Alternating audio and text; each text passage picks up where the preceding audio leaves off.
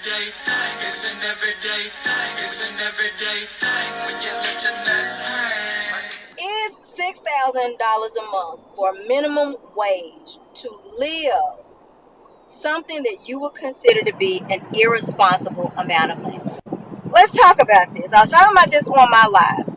How much money would you need as your minimum wage to take care of every single monthly expense that you need to simply exist? I'm not talking about going to the mall and buying clothes and shoes when the Jordans come out. I'm talking about basic stuff that you have to get through life month to month. Or not super, like not bare bones basics, but basics, like normal that you would want to live in America. Mortgage, rent payment, electricity, gas, lights, water, garbage, lawn care service.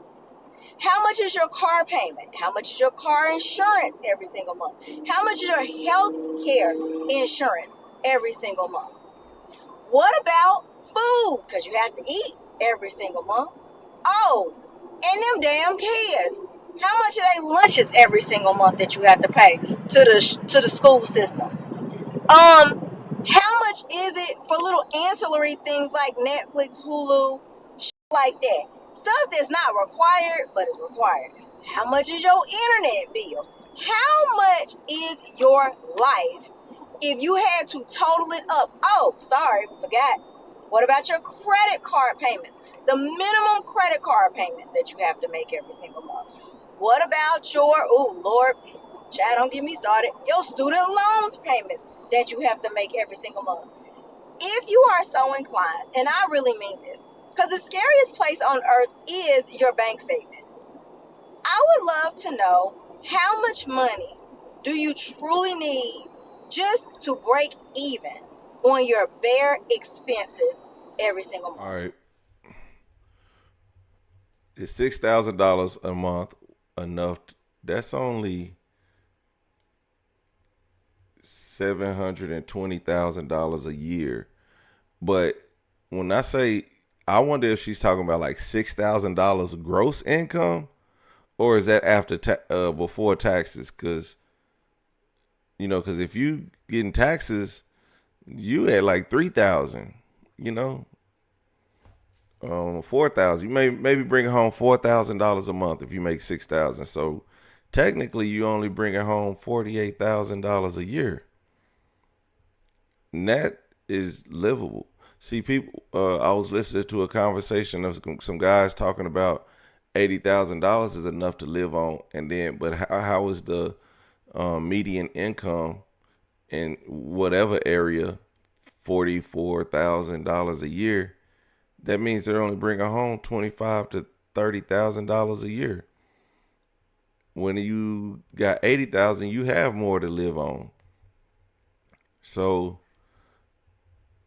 yeah, you have to cut out a lot of expenses. Man, I had to cut out so many expenses, but I still have expenses, and everything is going up. I still got to go grocery shopping, and the kids is at home, so they eating here. They not eating out. If you voted for this administration under the impression that gas and grocery prices were going to go down, did you get what you were promised? Because as a serial DoorDasher who eats the same thing every week, right? I put my grocery order in every single week and I get the same thing. And I obviously knew that the prices had changed, but I took it upon myself this afternoon to actually go and look back at the cost of my groceries in December versus now. And I literally was able to get 29 items from Aldi back in December. And for the same budget that I have, I'm only able to get 16 of those items. And while I'm so grateful that I could still get 16 items and stay within my budget for the week, I could only imagine what that would have looked like if I was a family of 4. Millions of people who were relying on some type of social safety net, whether it was food assistance, healthcare assistance, or whatever, are struggling right now. And so people are having to choose between getting groceries or paying their rent, getting their prescription or putting gas in their tank so that they could actually go to work every day. Like, I genuinely need to understand, did you get what you were promised? And if you didn't, are we willing and ready to admit that there is something that needs to change? So, anybody want to elaborate? If you voted for this administration and you feel some type of way, please put that in the chat. I didn't vote for this administration, and I do feel some type of way. The only thing I think what would be different if we had another administration is just the different policies that they're pushing. I think this economy was bound to happen. Whatever's going on in this economy, maybe it's the lack of something. Something is missing that used to keep the economy low. I don't think it's just one administration that creates this terrible congested market of broke MFers. I think it's a multitude of things, and including interest rates, because why are they pushing off higher interest rates? Last year you can buy a car easily and get 8%, 7%, 6%, hell, even 9%. But now they're immediately starting off with 10, 11, 12, 13%. And they're giving 13% to people with good credit. That's crazy. I spend about $8,000 a month as a self-employed single mom living in New York City, and here's where that money goes. $5,200 a month goes towards our rent. We live in a great community, very walkable, great building with an elevator. And one thing that really drew me here is the packaging system. All of our packages are delivered to the concierge desk, and they email and text us and let us know when our packages have arrived. I've never had a package stolen or lost unless it was on the carrier.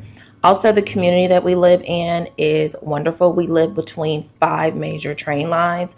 So we're a block away from 2 and then 2 blocks away from 3 other major train lines. So if you're moving to New York City, make sure you're living close to public transportation.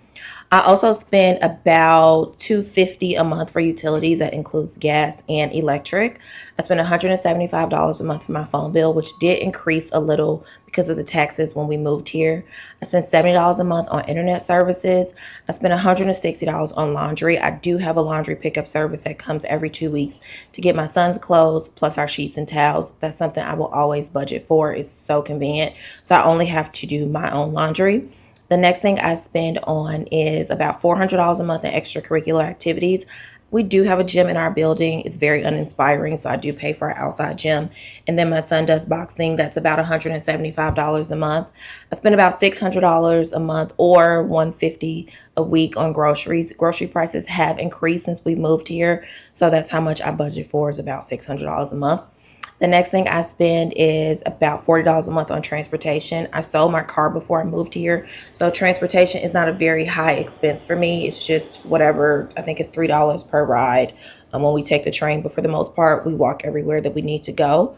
I also budget for about $200 a month on dining out. We don't dine out often because I got a really bad case of food poisoning back in November, so I do cook about 4 or 5 days a week, but when I do dine out, I budget for about $200 a month. Spend about $300 a month on everyday household expenses, about $450 every 6 weeks on beauty services. So my son gets his hair braided every 6 weeks, plus manicures and pedicures, whatever else I decide to do. And then about $300 a month on outings. Now, do I think you need to spend $8,000 a month to live in New York City? No, I do not. We're paying transplant prices. That's just what it is. Our rent is very high, but you can live somewhere else. You can live in a building that doesn't have an elevator, maybe in a different community. You don't have to pay as much as we do to live here, but that's just how much I pay. $8,000 a month is crazy, but I remember watching Love and Hip Hop. I watched Love and Hip Hop, and I think they was paying like $2,500 a month for a 1 bedroom, little bitty fridge. I was like, hell no. But that's New York, I guess. Um, $5,200 for rent. She, because she's a transplant, she needed a place. If she will buy a place, it may be more beneficial for her to rent. Maybe she's not planning on living there very long. It wouldn't make sense to a lot of people unless you're in that situation. What things she has to do might not make sense to you, or why she's paying that much. And she wants to live in a nice, well-to-do area. So that's that. You don't have to live in the projects if but you don't also have to spend the most money. I mean, we did a video over a Dallas influencer paying $10,000 a month for a high rise.